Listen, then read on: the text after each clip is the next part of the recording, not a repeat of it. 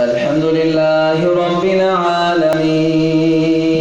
الرحمن الرحيم مالك يوم الدين إياك نعبد وإياك نستعين اهدنا الصراط المستقيم صراط الذين أنعمت عليهم غير المغضوب عليهم ولا الضالين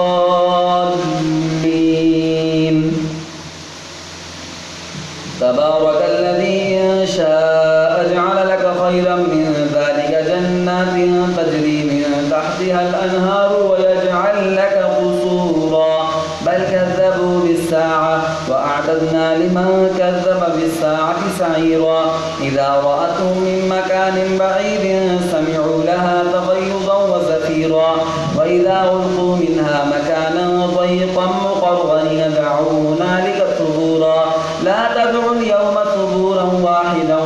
وادعوا ثبورا كثيرا قل أذلك خير أم جنة الخلد التي وعد المتقون كانت لهم جزاء ومصيرا لهم فيها ما يشاءون خالدين كان على ربك وعدا مسئولا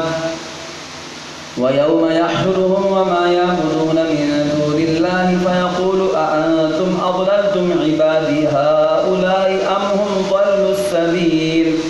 قالوا سبحانك ما كان ينبغي لنا أن نتخذ من دونك من أولياء ولكن متعتهم وآباءهم حتى نسوا الذكر وكانوا قوما بورا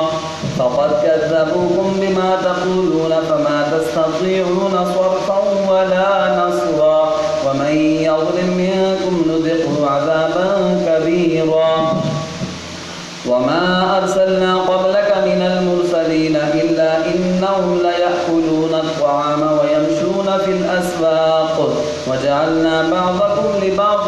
فتنة أتصبرون وكان ربك بصيرا